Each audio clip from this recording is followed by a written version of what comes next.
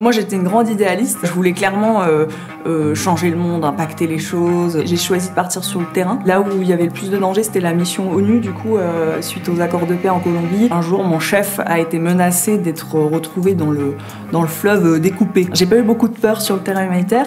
Par contre, en étant à mon compte, en créant ma propre structure, où là, j'ai pu apprendre du coup un processus de médiation qui est vraiment structuré. L'idée, c'est de comment je facilite une compréhension réciproque avec des personnes qui n'ont pas du tout envie de se comprendre. Quand on accompagne l'humain, il faut être créatif. Laure Faget, bonjour. Bonjour. Laure, merci de nous recevoir dans votre cabinet, ici à Montfaucon, tout près de Besançon. Vous avez 34 ans et depuis 2019, vous faites un métier peu commun, vous êtes médiatrice professionnelle. Cette activité, vous allez bien entendu nous l'expliquer. Merci d'avoir accepté de répondre à nos questions. On l'a compris, on va parler de votre métier, de votre quotidien d'auto-entrepreneuse, de la place de l'écoute et de la parole dans la gestion des conflits, mais aussi de votre parcours personnel qui vous a fait voyager à travers le monde. Avant de commencer, Laure, pourquoi nous avoir donné rendez-vous dans ce lieu ? Est-ce qu'il a une symbolique particulière à vos yeux ? Alors oui, complètement, parce qu'en fait c'est le cabinet de psychothérapie de ma mère. Donc c'est un cabinet qu'on a rénové ensemble. Et puis là, elle tend vers sa fin de carrière. Et puis moi, je me propulse dans la médiation depuis quelques années. Et c'est quelqu'un qui m'a beaucoup transmis. Donc je lui dois beaucoup. Ce lieu est un symbole de passation aussi, quoi. Oui, complètement, exactement. Ouais. D'ailleurs, je pense que beaucoup de monde se pose la question, on l'a dit en introduction. En quelques mots, ça consiste en quoi ? Votre activité de médiatrice professionnelle, quel est votre travail un peu au quotidien, rapidement ? Oui, alors moi, on pourrait dire que je suis une médiatrice tout-terrain, c'est-à-dire que je vais là où finalement on m'appelle. Donc ça peut être des équipes en difficulté dans une association, une entreprise, un établissement scolaire, voilà, quand il y a rupture de dialogue ou tension. Et puis du coup, j'accueille aussi les personnes à mon cabinet en médiation familiale. Donc ça, c'est un axe. Et puis sinon, j'ai un axe prévention de la violence et un axe de formation. Donc si on vulgarise, votre axe, c'est un peu d'aider à régler les problèmes via l'écoute, via la parole, pour que chacun entende les versions des différentes parties d'un conflit. Complètement, ouais, complètement. Ouais. Pour être médiatrice professionnelle, je suppose qu'il faut de l'écoute, de l'empathie, ça doit être des qualités qui sont recherchées, même cruciales. Est-ce qu'on les retrouvait déjà chez vous lorsque vous étiez enfant ? Comment elle était la jeune Laure Faget ? Alors c'est vrai que j'essayais déjà de comprendre en fait les points de vue, on se confiait beaucoup à moi. Et puis j'aimais bien, même au niveau familial, réunir les gens, essayer de faire en sorte que tout ce petit monde se comprenne. Ouais, c'était déjà là en fait. Oui, en grandissant même à l'adolescence, les petites embrouilles, les petites disputes, vous étiez dans une posture de comprendre, d'écouter. Ouais, complètement. Ah oui. Et pas de prendre parti ou... Okay. Non. Ouais. Ça vous a suivi tout au long de votre croissance. En grandissant, vous avez toujours gardé ce côté-là. Est-ce qu'avec le bac, avec les premiers moments d'orientation, vous vous retrouviez dans un système scolaire, on va dire, hiérarchisé, avec une idée de métier un peu classique, ou est-ce que c'était déjà derrière vous l'idée d'en faire un peu votre métier ? Alors à cette époque-là, c'était pas présent et je savais pas ce que je voulais faire. Donc moi, à 18 ans, au lieu de m'orienter dans un parcours un peu dit classique, j'ai choisi de partir sur le terrain. Ouais. Et du coup, j'ai fait 1 an avec des enfants en situation de rue dans les rues de Lima, au Pérou. Vous êtes directement parti au Pérou. Quand vous dites besoin de terrain, c'est que vous vouliez aller au contact des gens déjà ? Oui, complètement. Puis je me disais, on s'embarque dans des études, en fait, on se connaît pas vraiment. Donc moi, j'avais vraiment besoin d'aller expérimenter quelque chose. Et c'est une année qui a été bouleversante, quoi, et hyper fondamentale pour moi. Ouais, on va en parler. Vous aviez 18 ans, donc pas d'idée précise de métier un peu classique en tête. Oui. Donc vous partez directement au Pérou. Est-ce que derrière cette idée, qu'est-ce qu'il y avait dans votre tête ? Vous vous disiez, je veux aussi un peu... Déjà, avec les conflits, changer le monde, est-ce que vous vouliez aussi vous retrouver ? Dites-moi. Moi, j'étais une grande idéaliste à ce moment-là. Je le suis encore, mais j'ai diminué la dose, je pense. Et je voulais clairement changer le monde, impacter les choses. J'étais vraiment dans cette vision-là de se dire qu'on peut pas accepter des situations hyper injustes. Il faut essayer de changer les choses, quoi. Et vos missions là-bas en humanitaire, c'était quoi ? J'étais éducatrice de rue, ça s'appelait comme ça. Et donc, j'allais voir les gamins dans les rues, en milieu carcéral, dans leur famille, quand il y avait rupture de lien. Donc, il y avait déjà cette histoire de rupture de lien, dialogue compliqué. Et puis, notre mandat, c'était de les accompagner vers une scolarisation, un foyer, qui sortent un peu de la rue ou de les aider en fait. Ouais. Et il y a eu un choc depuis la France d'où vous venez. Est-ce que vous avez mis du temps un peu Comment était le quotidien là-bas ? Ça a été quand même des moments difficiles ? Ah ouais, c'était hyper impactant. D'ailleurs, c'est une association qui prenait les volontaires à partir de 24 ans. Et moi, en fait, je me suis battue pour y aller à 18 ans. Et donc, il y avait des zones, je me rappelle d'une zone où on avait des gamines de 12 ans qui se prostituaient. Voilà, c'est des zones quand même, quand on les découvre, on se dit, oula, c'est ça la réalité et c'est quand même complexe, quoi. C'était difficile, je prenais peut-être trop les choses à cœur. Donc après, j'ai appris à mettre une distance. Et puis surtout, cette zone-là, par exemple, on avait des policiers, des politiciens, des fois qui embarquaient eux-mêmes les jeunes. Donc je me suis dit, j'ai découvert aussi la corruption, mais à un certain niveau. Le monde pourri, quoi, vraiment la version la plus pourrie du monde. Et je me suis dit, ok, là pour changer les choses, va falloir y aller. Donc ça m'impactait. Et après j'ai appris à moduler une certaine distance en fait, pour pouvoir être sur le terrain sans être. Trouver la distance, quelque chose qui vous sert toujours, même actuellement. Oui. Mais donc à 18 ans, vous prenez tout ça dans la face. Ouais. Vous revenez en France au bout d'1 an. Oui. Là, vous étiez sûr d'une chose, c'était que vous vouliez partir dans l'humanitaire. Vous partez à Lyon, à votre retour en France, un double cursus, licence de droit, sciences politiques. Et vous dites qu'avec tout ce que vous avez vécu, traversé, vous étiez un peu en décalage avec la réalité d'une étudiante en licence, quoi. Expliquez-nous. Ah, complètement. J'ai des amis qui me l'ont dit plus tard. Ils m'ont dit, t'es revenu complètement décalé parce que j'étais sur les bancs de la fac en Sciences Po avec des petits gars et des petites meufs en costard. On nous disait qu'on était l'élite. Je disais l'élite de rien du tout. Et moi, je revenais avec toute cette réalité, en fait, d'1 an dans les pattes qui, je pense qu'en 1 an, j'ai pris un peu 10 ans, j'ai l'impression de maturité dans ce qu'on m'a renvoyé. Et j'étais décalée et j'arrivais pas à prendre les choses bêtement. Enfin, j'étais vraiment en difficulté avec le système, mais je savais pourquoi j'étais là. En fait, ça m'a donné le sens. Cette expérience-là, elle a donné du sens à toutes mes études. C'est ça. Ouais. Très vite, en fait, l'idée, c'est de retourner sur le terrain pour être directement avec les gens qui ont besoin d'aide pour résoudre ces conflits. Après la licence, vous partez en master, toujours avec cette idée d'être dans l'humanitaire. Et à côté de vos études, en fait, vous travaillez pour pouvoir partir les étés en vacances, faire des missions. C'était quoi votre quotidien à l'époque? C'était du travail, aussi beaucoup de recherche de contacts? Expliquez-nous. J'étais quand même à fond entre la double licence, le travail à côté et puis le sport pour maintenir un équilibre. Je suis assez disciplinée en fait. Je sortais un peu, mais j'étais une étudiante quand même assez déterminée.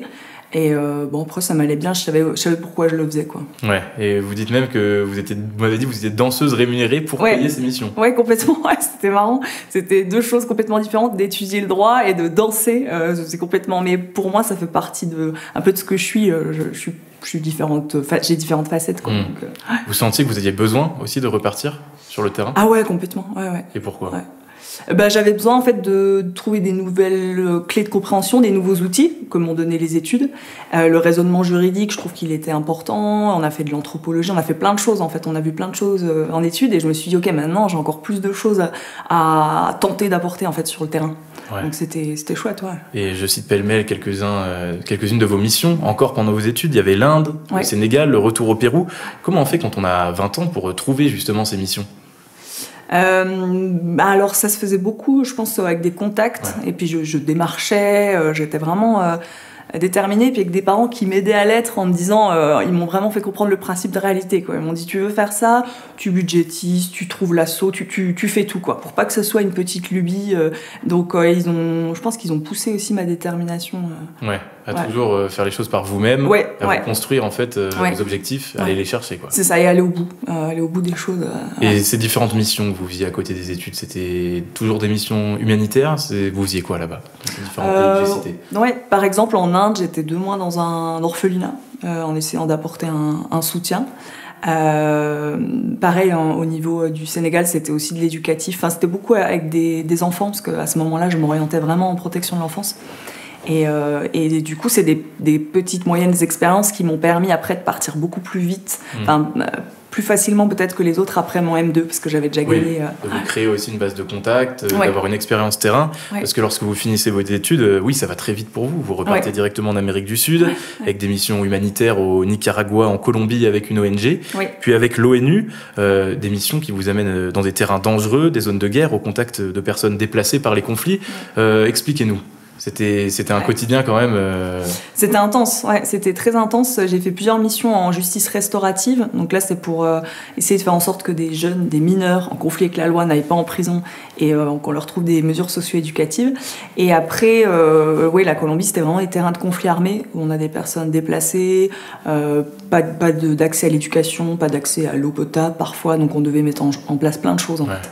Et est-ce qu'il y a un moment, je sais que vous en avez vécu beaucoup, je pense, un moment un peu plus intense que les autres qui vous revient en tête? Il y en a énormément, des moments d'intensité, mais je dirais que moi, ce qui me marquait le plus sur le terrain, c'est dès qu'une personne en fait s'appropriait ce qu'on essayait de lui transmettre pour ensuite le répliquer. Par exemple, on faisait de la formation dans des villages, et quand la personne est capable, un chef de village, quelque chose comme ça, de reprendre ces outils-là, ces techniques pour les transmettre, là, moi, je me dis, on peut partir, on est tranquille, quoi. Donc vraiment, cette transmission-là, je pense qu'elle m'était déjà chère à ce moment-là. Ouais. De pas s'implanter dans la zone et puis de créer une dépendance, ce que font certaines ONG. Ouais. Donc voilà, c'était ça. Jamais vous vous êtes senti en danger? Jamais vous avez été choqué au cours de ces premières années après les études? Si, quand même, ouais. Là où il y avait le plus de danger, c'était la mission ONU, du coup, suite aux accords de paix en Colombie, où là, moi, j'étais dans une zone à côté d'un campement FARC, enfin ex-combattant FARC. Donc on avait des conditions tels que les militaires, en fait. Et puis, un jour, mon chef a été menacé d'être retrouvé dans le fleuve découpé par les FARC, parce qu'il s'était adressé à eux d'une façon un peu particulière. Et là, je me suis dit, on est quand même dans une zone où ça apprend l'humilité et que chaque mot compte, quoi. Ouais. Ça peut déraper. Pour très vite rappeler le contexte, on parle de FARC. Qu'est-ce qui se passait en Colombie à l'époque? Oh là là, il y a 60 ans de guérilla, et du coup, il y a eu un accord de paix.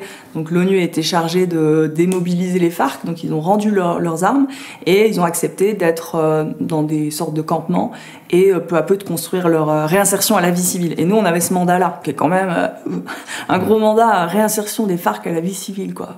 Accompagner ces anciens guérilleros jusqu'à retrouver une vie plus normale, quoi. C'est ça, retrouver un job, retrouver des fois leurs enfants, parce que les femmes FARC n'avaient pas le droit d'avoir des enfants, donc on leur retirait leurs enfants. Donc il y a eu tout un processus de réconciliation, de retrouver les enfants. Hein. Enfin, il y avait plein de choses à faire, quoi. Et puis surtout, organiser avec les communautés alentours une réconciliation. C'est comme ça qu'on l'appelait, mais là c'est vaste, parce que chaque personne beaucoup de personnes en Colombie ont souffert de l'action des FARC d'une façon ou d'une autre. Un proche disparu, un proche tué. Donc il faut organiser une réconciliation, quoi. Ouais, mettre tout le monde autour d'une table, même si c'est l'expression, et les faire s'entendre, se reparler, c'est pour que puisse se mettre en place un quotidien, on va dire, sans violence. Exactement. Et ça vous plaisait, ces missions et tout? Je suppose que vous touchiez un peu, vous parliez de l'humanitaire, de changer un peu le monde quand vous étiez jeune. Là, vous étiez vraiment dans l'action. Oui, c'est ça. En fait, ça me plaisait. Alors oui et non. Oui, dans le sens où avec l'ONU, on a accès à des zones où il n'y a pas beaucoup d'ONG d'autres ONG qui y vont. Donc on a vraiment un accès à des zones tendues. Et puis ce que j'ai vu là-bas, c'était fort. Mais par contre, on est aussi très, suivi, talonné, limité. Donc je pouvais pas mettre en place toutes les initiatives que je voulais. On avait tendance à me dire attention, la sécurité. Donc voilà, j'avais une frustration aussi, en fait. Au fil du temps, vous déchantez à cause, comme vous m'avez dit, de certaines limites, de certains comportements aussi de collègues dans l'humanitaire. C'est-à-dire, c'est quoi? C'était une espèce de désillusion, une image que vous aviez jeune qui s'effritait? Il y a eu de ça, il y a eu de ça. Surtout que, par exemple, en Colombie, on parlait d'une mission de médiation, justement. Je m'étais formée entre-temps à la médiation. Et donc, moi, je pensais qu'on allait réunir autour de la même table membres des autorités, combattants, Et en fait, c'était plutôt de la réunion bilatérale où on cherchait des informations avec chaque acteur de la zone. C'était loin de tout ce que j'avais appris et de ma vision, donc je me disais on fait les choses mais pas vraiment comme moi je voulais, en fait. C'est-à-dire, ce qui vous manquait, c'était quoi? Un vrai dialogue, en fait, prendre le risque, parce que c'est une prise de risque, le dialogue, de déclencher un vrai dialogue entre ces personnes-là. Au lieu de cette pseudo-hypocrisie, de dire qu'on parle à tout le monde, mais en fait on fait du bilatéral, c'est facile, quoi. Vous avez dit le mot hypocrisie, ça c'est une question qu'on se pose aussi. Est-ce que quand on fait de l'humanitaire comme ça, on a un peu le syndrome aussi du sauveur? C'est quelque chose que vous avez vu, vous, sur place? Complètement, je l'ai vu chez certains collègues, et honnêtement chez moi au début je l'avais aussi, parce que je voulais sauver le monde, et du coup ma cape un peu de sauveuse, j'ai dû la mettre bien de côté.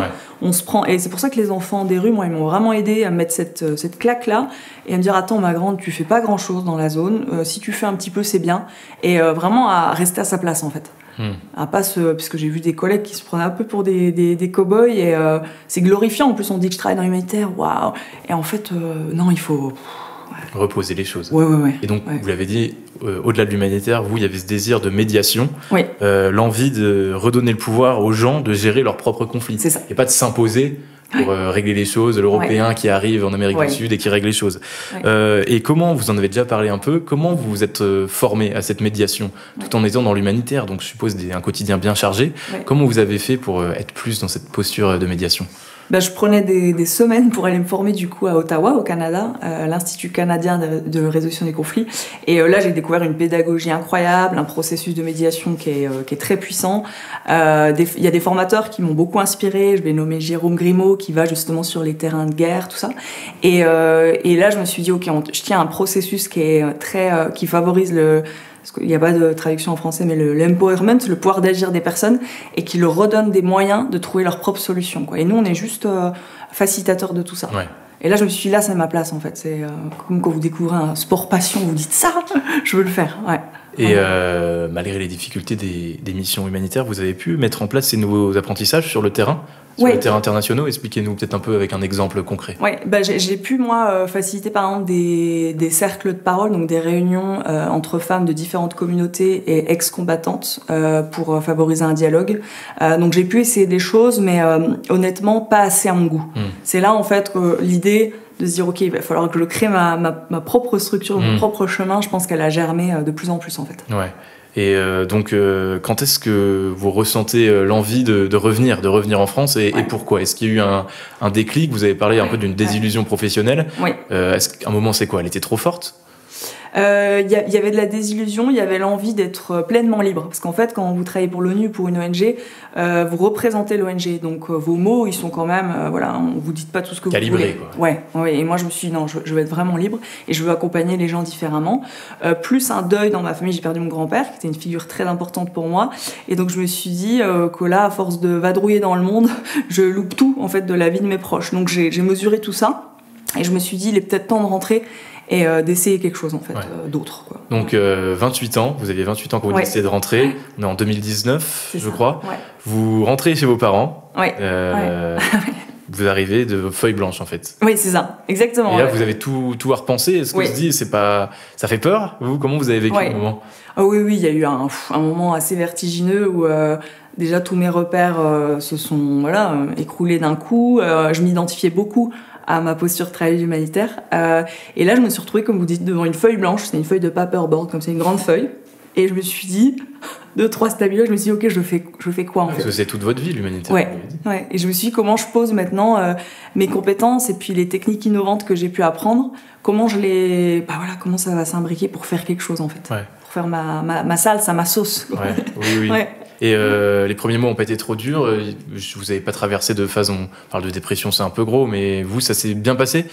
Oui, je savais quand même pourquoi je rentrais et ce qui m'animait. Donc, je pense que je suis pas tombée dans des états trop difficiles, mais il a fallu remettre en place des repères. Oui, il y a eu des doutes, quoi. Il y a eu des doutes, clairement. Et quand on veut lancer un business, en plus, dans la médiation, qui n'est pas encore très connu en France, comment on fait ? Est-ce que vous pouvez un peu nous dire quelles étaient vos premières semaines ici ? Qu'est-ce que vous faisiez pour vous faire connaître ? Quel était votre quotidien ? Alors, moi, au début, c'est un conseil que je donne quand je forme à la médiation. Je leur dis, il faut donner. Donc, c'est-à-dire que j'organisais en fait des petits ateliers, initiation à la médiation, cercle de parole, théâtre forum, on en parlera peut-être. Et pour que les gens, en fait, ils puissent me découvrir, qu'on ait une prise de contact, qu'on voit si ça passe, et puis semer des graines. Donc, j'ai fait ça, je dirais, quand même sur 6 mois, notamment dans des petits cafés associatifs, des petits bars associatifs de C'est-à-dire que vous alliez dans les bars pour parler de votre activité. Je leur disais, est-ce que vous avez 2 heures à m'accorder, tel jour ? En plus, je bénéficiais du coup des réseaux un petit peu associatifs de Besançon. Ils sont assez puissants, ces réseaux-là. Et du coup, je donnais. Et je dois aussi mentionner du coup ma mère, qui est aussi formatrice, conférencière, donc qui m'a donné un petit peu un accès aussi à son réseau que je néglige pas, quoi. Il faut se faire connaître. Et c'était pas trop dur, je parle pour vous, mais même dans le regard que portaient les autres sur vous, de passer de terrain de guerre en Colombie au bar de Besançon, vous avez un petit temps. C'est vrai que c'est quand même une transition, ça claque plus quand on dit je travaille avec les FARC. Mais en fait, je sais pas, j'essaie toujours de donner du sens dans ce que je fais. Et puis finalement, c'est aussi une autre forme de terrain, d'aller à la rencontre de toutes ces personnes-là, de différents milieux. Donc j'ai beaucoup apprécié cette phase-là. Et puis j'ai remarqué que 6 mois plus tard, du coup, l'éducateur qui est venu à mon atelier, il me rappelle. Ouais, il vous a rappelé. Il y a eu plein de... Voilà. Avant qu'on entre dans le cœur un peu de votre activité, aujourd'hui, vous avez déjà parlé à plusieurs reprises de méthodes innovantes, de méthodes de médiation. Est-ce que vous pouvez nous expliquer, peut-être que c'est large, mais qu'est-ce qu'on met en place comme méthode vraiment sur le terrain quand on est médiatrice? Comment on fait pour, vous avez parlé dans l'entreprise ou même au sein d'un groupe, pour faire que les gens se reparlent et se comprennent? Moi j'ai pu apprendre du coup un processus de médiation qui est vraiment structuré. En fait, on sait pas juste mettre des personnes en présence, c'est vraiment structuré par des étapes, des principes clés. Et en fait, si vous voulez, l'idée c'est de comment je facilite une compréhension réciproque avec des personnes qui n'ont pas du tout envie de se comprendre. Oui, c'est ça. Il y en a qui n'ont pas envie de... Non. Si vous prenez votre ennemi ou quelqu'un avec qui vous êtes en conflit, vous n'avez pas envie de mettre les efforts cognitifs pour tendre vers cette personne-là. Et donc nous, on facilite tout ça, cette création, cette recréation de liens, poser un espace aussi sécurisant, parce qu'il faut qu'il puisse s'ouvrir à une certaine forme de vulnérabilité sans se sentir en danger. Donc ça, c'est tout le... Et comment on fait? Est-ce que, j'allais dire, vraiment, il y a des techniques? C'est quoi? C'est de la présentation? Expliquez-nous vraiment ce que vous mettez en place, comment vous agissez. Je peux nommer 2 choses parce que c'est vaste, en fait c'est assez technique. Mais il y a par exemple, moi je co-construis toujours un cadre avec mes participants. Donc j'arrive pas en leur disant, alors vous allez respecter ça, ça, ça. Je leur demande déjà qu'est-ce qu'ils viennent chercher dans cet espace et qu'est-ce qui pourrait leur permettre de rester et d'être bien. Donc on co-construit un cadre et après moi je suis très ferme pour qu'ils soient respectés. En fait, donc je peux recadrer. Et après, il y a plein de techniques pour faciliter cette compréhension. Par exemple, je peux en nommer une, c'est de la reformulation croisée, où vous avez la personne A et B, et vous invitez A à reformuler ce qu'il a compris de ce qui se vit pour B, et vice-versa. Et donc là, on force parfois, un peu le... on comprend le problème sous une autre forme, on se dit, ah oui, il me reproche ça parce qu'il a mal vécu une telle situation, donc... on reformule et on arrive peut-être à essayer au moins de s'écouter. C'est ça. Et de s'écouter jusqu'au bout, et puis d'aller voir un peu ce qui s'est joué pour l'autre, en fait, en termes de besoins insatisfaits. Souvent, les relations humaines, c'est le bal des besoins insatisfaits, inassouvis qui se percutent. Moi, je le vois beaucoup comme ça. Ça peut mener à une grande intensité, à de la rancœur. Et vous vous souvenez, après ces 6 mois un peu de contact, où vous semez des graines, vous vous souvenez de votre première formation? Est-ce qu'elle est toujours en tête? Avec qui c'était et qu'est-ce que vous deviez faire? J'ai donné une formation du coup au rectorat. C'était avec des professeurs et c'était sur la communication. Et en fait, j'y suis un peu allée au culot parce que la première fois qu'on forme, on vient de créer un contenu pédagogique. On se dit bon, est-ce que ça va passer ou pas? Avec un mode en plus que j'utilise qui est le mode expérientiel, donc un mode atypique. C'est-à-dire? Le mode expérientiel, si vous voulez, c'est pas une formation où vous allez arriver puis vous allez écrire tout le long, potentiellement vous endormir. C'est un mode où on met les participants en action, on les impacte, on les met en mouvement dans la mesure de ce qu'ils veulent faire. En tout cas, il y a un engagement. Et du coup, ils retiennent beaucoup plus ce qu'on leur transmet. Et donc, bref, cette première formation que j'ai donnée, j'ai vu que j'adorais ça. En fait, j'adorais transmettre ça, j'adorais trouver des techniques pour que ce concept-là théorique, il soit assimilé, assimilable. Et c'est une passion, quoi. J'aime beaucoup ça. Et avec le temps, avec aussi le bouche à oreille, parce que si des gens ont adhéré à la formation, ils en parlent autour d'eux, votre entreprise grandit petit à petit. C'est ça, c'est que des gens qui sont venus se former, après ils peuvent me rappeler pour que je donne une autre formation, ou ils peuvent aussi m'appeler pour une médiation familiale ou en entreprise. En tout cas, ça rayonne comme ça, quoi. Sans non plus donner de nom d'entreprise ou d'identité, est-ce que y a des cas quand même difficiles que vous arrivez, c'est vraiment terrain miné, mais on n'est pas en zone de guerre, on est quand même dans un cadre professionnel. Vous avez déjà assisté à un état des lieux vraiment tendu? Oui, complètement. Qu'est-ce que je peux nommer? Je peux nommer une situation où c'était un collectif de travailleurs, ils étaient 12, donc en souffrance, rupture de dialogue, plein d'enjeux. Et au moment où je fais les entretiens individuels... Oui, parce qu'en fait, vous entretenez avec tout le monde avant que tout le monde se regroupe. C'est ça. Moi, je vois chaque personne, donc je découvre déjà le monde intérieur de chaque personne et après, je les réunis. Et là, je décèle qu'il y a une personnalité, je vais prendre des pincettes, mais problématique dans le lot, pour pas dire toxique. Et je me dis, ok, comment cette personne-là, elle va se placer en médiation, qu'est-ce qui va jouer? Et dans le même cas de figure, j'apprends aussi qu'il y a une main courante d'une des personnes contre une autre personne. Là, je me dis, ok... Et troisième élément dans cette médiation, 2 des travailleurs avaient une relation, une liaison. Donc là, je me dis, ok, c'est un méga Cluedo, c'est un peu miné, quoi. Ouais. Et à chaque fois, en fait, vous avez ça. Ouais. Vous devez vous dépatouiller avec tout ça Oui. pour arriver à aplanir la situation. En fait, c'est des enjeux. On fait une analyse du contexte, on fait une cartographie des acteurs pour se dire qui va entrer en médiation et qu'est-ce qui peut se passer. On ne peut pas tout prévoir, mais en tout cas, on doit estimer si c'est pertinent de faire la médiation ou pas, parce qu'il y a un principe qu'on suit, c'est le principe ne pas nuire, c'est-à-dire est-ce que le processus peut faire plus de mal que de bien. Si on a le moindre doute, on ne doit pas y aller. Donc voilà, il faut beaucoup analyser avant de se lancer, en fait. Et la plupart du temps, est-ce que ça marche? Est-ce que vous êtes trouvé face à des cas aussi insolubles? Comment ça se passe? C'est étonnant comme ça marche, en fait. C'est-à-dire que même si on a des cas très spécifiques, il y a souvent un dialogue qui s'instaure et en fait l'équipe va là où elle doit aller. C'est-à-dire qu'une médiation, ça aboutit pas forcément à une résolution, tout le monde s'entend bien, c'est pas le monde des bisounours. Des fois, il y a des départs, des gens qui partent des structures, mais ils en sont arrivés là, en fait, dans leur chemin. Et la médiation, elle permet à chaque personne de se positionner pour faire ce qui lui semble bon, en fait. Donc c'est en ça que ça marche, quoi. Est-ce qu'il y a une durée, on va dire, standard? Combien de temps on fait, en fait, pour régler des soucis comme ça? Souvent, je vais donner une généralité, souvent en 3 séances de 3 heures, on arrive à des résultats. Donc une dizaine d'heures de médiation, les personnes sortent avec un plan d'action, donc vraiment des choses qu'elles vont essayer de mettre en place. Et on suppose que vous vous êtes déjà retrouvé face à des gens vraiment qui ne voulaient pas communiquer, qui disaient tout régler par la parole, c'est du blabla et tout. Ouais. Comment vous gérez ces cas-là? Ça, c'est une autre très belle médiation qui me vient. Quand vous dites ça, c'était un couple qui était donc c'était à mon cabinet ici, qui était en rupture de dialogue depuis 4 mois. Mais vraiment, ils se disaient juste bonjour, ils vivaient ensemble. Vous imaginez l'ambiance. Et en fait, au fil des séances, je dirais que dès la 2e séance, j'ai vraiment vu qu'ils commençaient à reconstruire quelque chose, à pouvoir s'entendre à nouveau. Et ça, quand on voit ça, c'est magnifique, en fait. Par exemple, dans ce cas-là, c'est quelle méthode, quelle astuce pour qu'ils se reparlent? Ouais, il n'y a pas vraiment de recette magique, mais je dirais qu'il faut que chaque personne comprenne ce que son attitude ou ses mots a pu générer chez l'autre. Donc il y a beaucoup de blessures et on doit dépasser ça. En fait, ils doivent dépasser ça pour essayer de se comprendre. Donc je sais pas comment ça se fait. On dit en médiation que l'âme agit, la magie. Il y a quelque chose un peu de magique des fois qui se passe et qui connecte. Ouais. Donc, et c'est vous, par vos ateliers, vos questions, qui arrivez à faire ça? Complètement, parce que j'ai déjà entraîné des médiateurs. Certains sont très très bons, se débrouillent super bien. Et il y en a d'autres, je me rappelle d'un cas où ils mettaient juste les personnes en situation ensemble et il avait posé un cadre et après ils faisaient plus rien. Parlez-vous.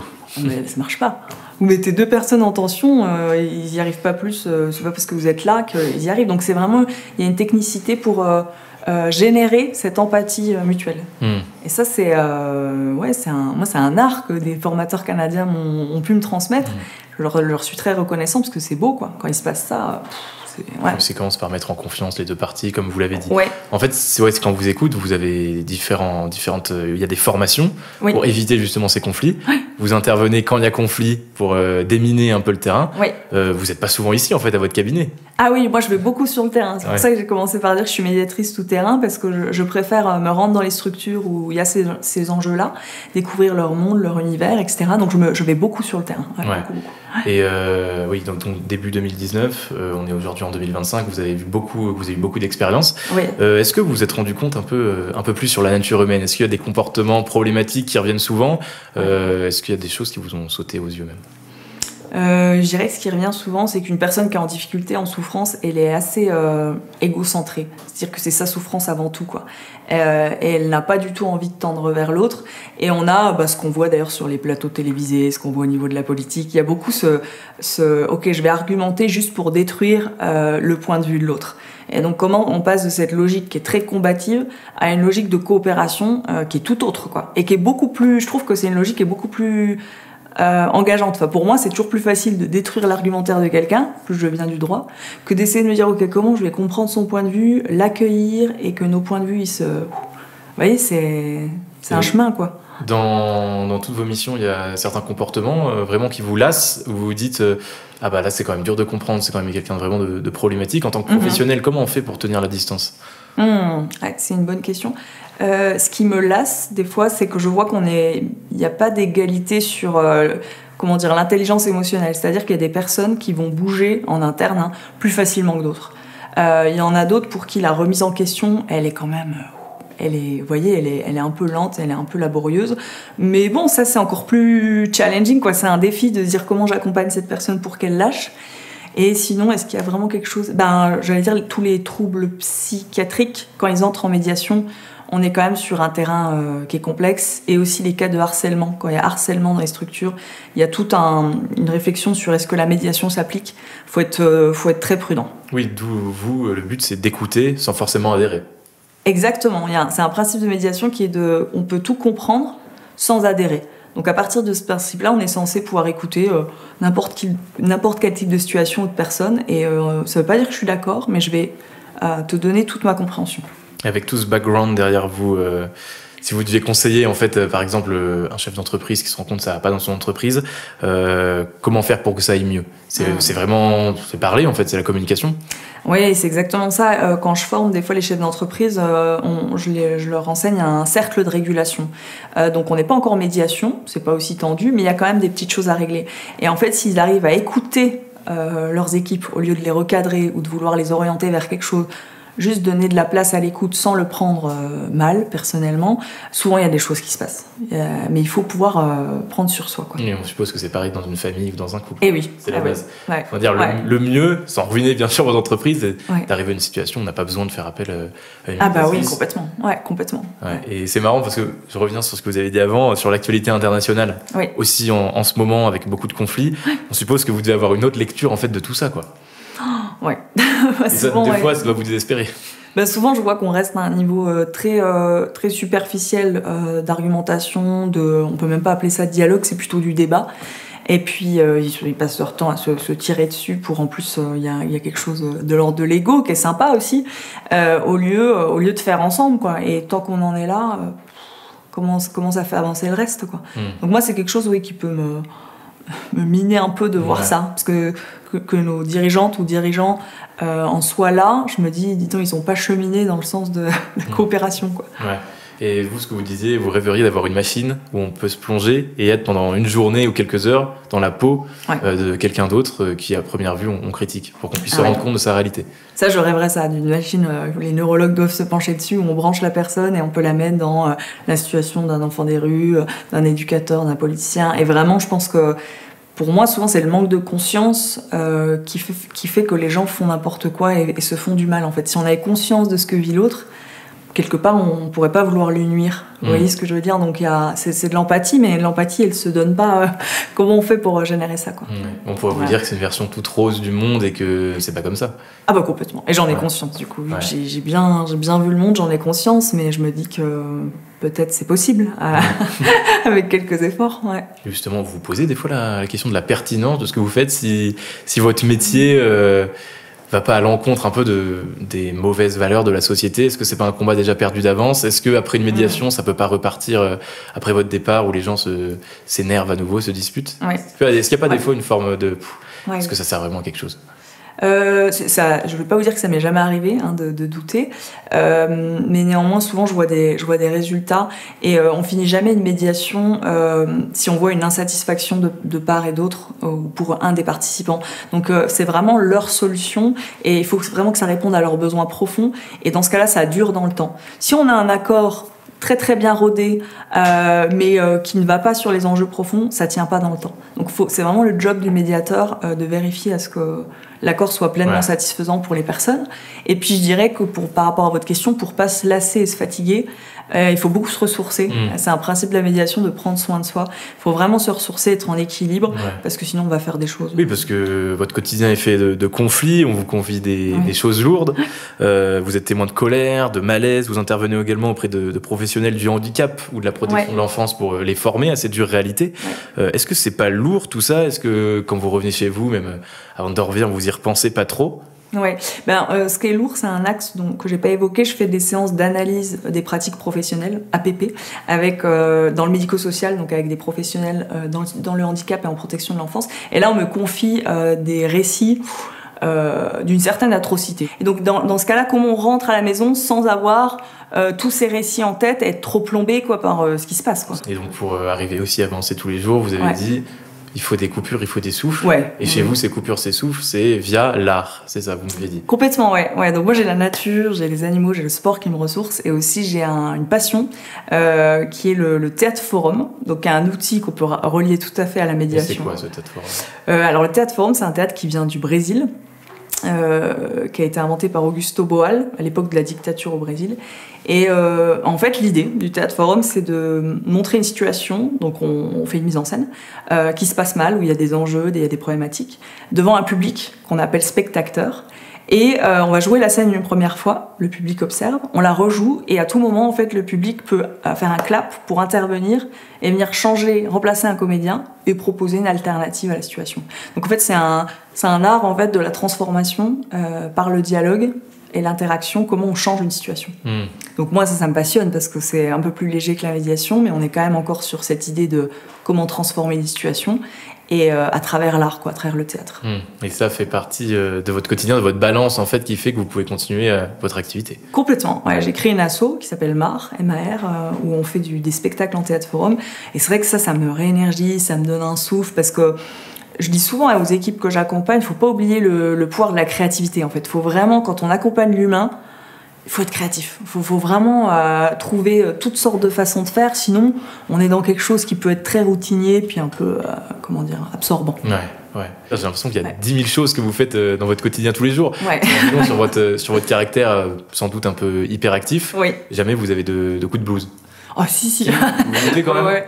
Oui, j'ai beaucoup de doutes, ça fait partie aussi de ma personnalité, je suis très active, mon cerveau a besoin d'être sur plusieurs plans pour trouver une stimulation, il y a des gros moments de doute, il y a beaucoup de questionnements, et du coup ça m'aide à me remettre en question et à me dire, il y a une question qui revient souvent pour moi, c'est qu'est-ce qui t'anime et est-ce que t'es à la bonne place, tu vois, est-ce que t'es un questionnement, dans tes bons souliers. Ouais. Et ça il faut se le poser parce que Sinon, le risque, c'est déjà un risque pour soi de pas être bien, et c'est un risque de faire de proposer un accompagnement complètement biaisé, quoi. Donc, Et est-ce que votre travail, votre métier, ça peut pas vous jouer des tours dans votre vie personnelle? Vous connaissez les postures des humains lors des conflits, vous voyez quand des gens mentent ou qu'ils surréagissent, quand ils sont tristes aussi, quand on vous cache un peu des choses. Ouais. Est-ce que c'est pas dur de pas transposer ça dans votre cercle d'amis, peut-être, de famille? Ouais. Vous êtes déjà arrivé de se dire Complètement, ouais. Moi, du coup, la médiation, en fait, quand on se forme à ça, elle nous invite à développer nos antennes de perception. Et donc, du coup, avec mes proches, je peux entendre un double discours. On dit quelque chose, puis je perçois d'autres choses. Parce qu'en médiation, on écoute au-delà des mots. Et du coup, j'ai appris à moins être très confrontante. Dire, oh, mais tu me dis ça, mais là, je perçois complètement autre chose. Et à vouloir creuser. Et il y a des amis, ils m'ont dit, mais Laure, lâche-moi, là, je veux pas aller regarder tout ce qui m'arrive. Et lâche-moi, quoi. Donc, j'ai appris les moments où je peux faire ça avec si les personnes elles veulent qu'on entre là-dedans, et des moments où tranquille. Faut tempérer un peu. Voilà, ouais, complètement. Et justement, votre famille, j'englobe aussi l'humanitaire comme vous l'avez dit avant. Votre famille, est-ce qu'elle n'avait pas trop peur de vous voir partir à l'étranger? Est-ce que maintenant ils sont plus rassurés? Oui, alors surtout ma mère, et oui, il y a plusieurs proches qui étaient très inquiets, mon frère aussi. À chaque départ en mission humanitaire, c'était un peu compliqué. Vu que je me mettais dans des zones, des situations un peu rudes. Donc ils étaient très inquiets. Et par contre, ils ne le sont plus pour moi depuis que je suis à mon compte depuis 6 ans. Là, ils sont cool. Et moi, c'est l'inverse. C'est-à-dire que moi, j'ai pas eu, bizarrement, j'étais peut-être jeune, j'ai pas eu beaucoup de peur sur le terrain humanitaire. Par contre, en étant à mon compte, en créant ma propre structure, là, ça a généré beaucoup de reflets, c'est un méga miroir de soi, en fait. Donc, j'ai traversé plein de choses. Ouais. C'est-à-dire miroir de soi?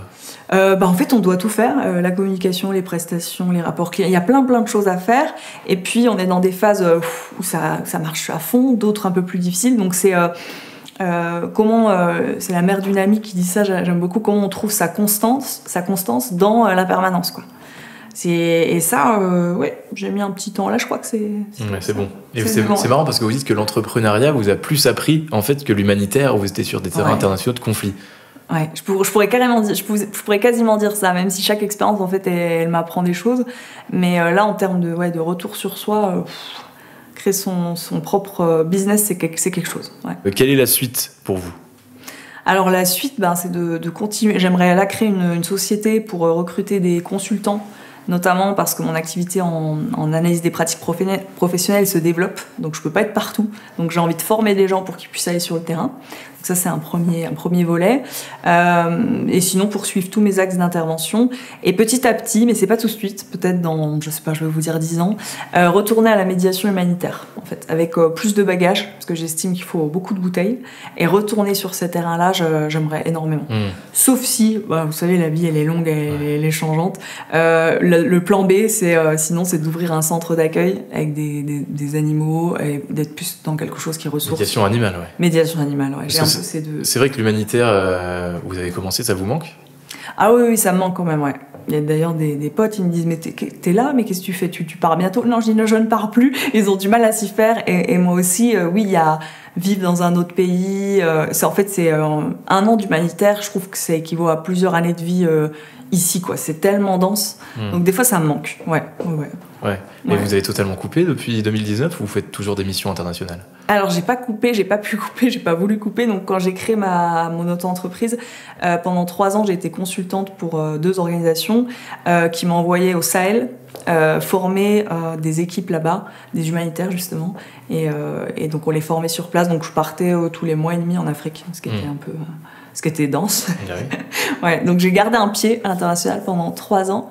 Et là, par contre, depuis, je suis vraiment très implantée au niveau régional et il manque un petit peu le côté international. Arriver à faire un entre-deux, en fait, pour complètement combler. Ouais, ça serait idéal.